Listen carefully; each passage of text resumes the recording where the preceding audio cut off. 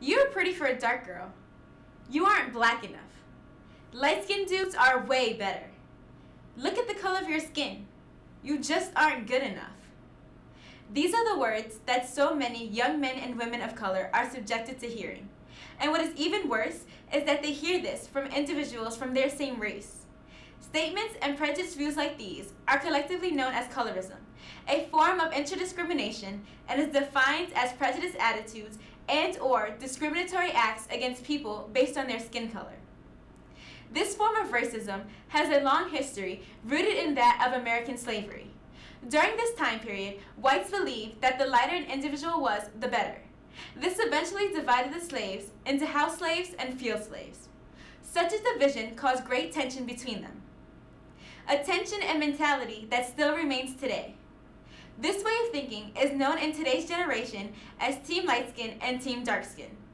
However, this is interdiscrimination, and it negatively affects all minority groups. But specifically here, I want to focus on the effects within Black and Latin minority groups. Here are a few words from teenagers belonging to these groups and their views on colorism.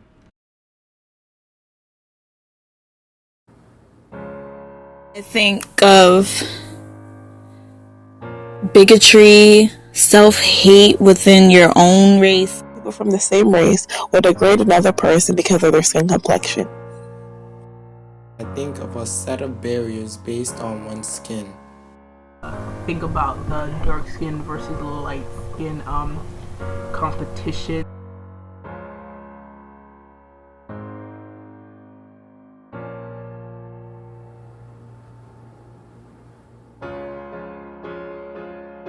How did I feel when someone told me I was pretty for a dark-skinned girl?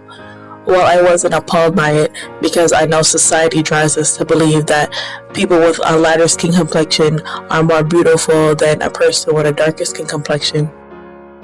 That's very ignorant, and that's hurtful. That's insane for somebody to say. I don't like that at all. It makes it seem as if dark girls are supposed to be universally ugly. When someone tells me that I'm pretty for a dark girl, I really don't feel any type of way because obviously that person is not even worth my time. Yeah, I would say that being lighter skinned has offered more opportunities that I might not have received if I was darker skinned. People now view darker skinned males as gangbangers, poor, ghetto, mostly because the media portrays them to be. There's no doubt that lighter skinned males are more favorable when it comes to offering jobs and working in the workplace because people feel more comfortable working with them. They're the more preferable kind compared to a dark-skinned male that's usually associated with being a thug or a hoodlum or a hood rat, where you don't really have that association or stereotype, in fact, for lighter individuals. Light-skinned males are given more opportunities than dark-skinned males. Light-skinned males are perceived as reliable, whereas dark-skinned males are viewed as a threat.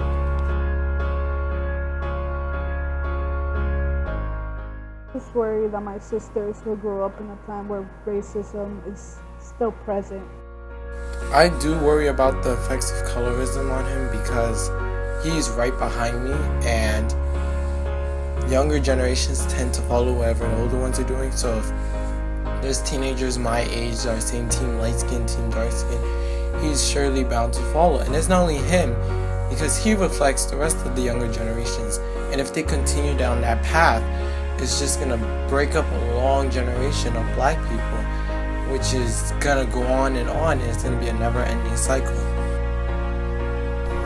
My sister is going to middle school, and in middle school, is the time for like exploration. Like, I have a boyfriend now, but you're not really dating because you're way too young to be dating. I have hope that colorism will not affect the younger generation if more and more people become open-minded and look beyond color.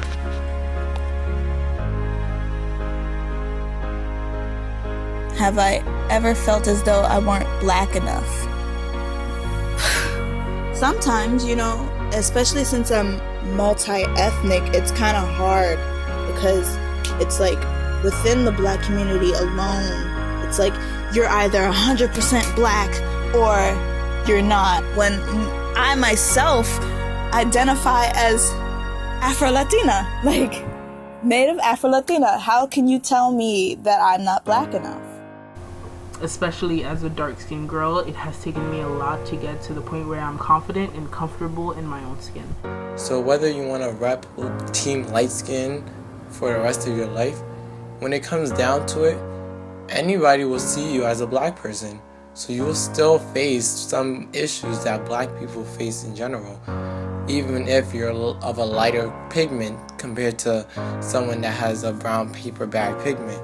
We're both going to suffer, and I don't see why people feel the need to break us apart even more or have us face against each other.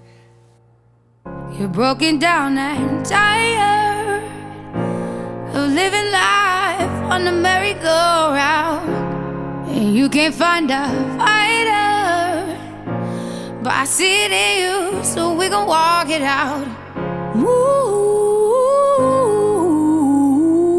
mountains, we gon' walk it out and move mountains. And I'll rise like the day. I'll rise up, I'll rise unafraid. I'll rise up, and I do it 1,000 times again. As a minority, facing external racism is extremely difficult. So why be subjected to internal racism? Ending intra-discrimination is essential so that progression collectively as a race can excel far beyond the limitations placed upon by oppressors so very long ago. So get the talk going. Create positive hashtags, posts, artwork, be creative, be proactive, and above all, don't stay silent. Reverse what has been taught. Stop putting each other down because of skin color. Be proud of the color you were born with. Let go of intra-discrimination and put colorism to rest. I'll rise up, I'll rise like the day.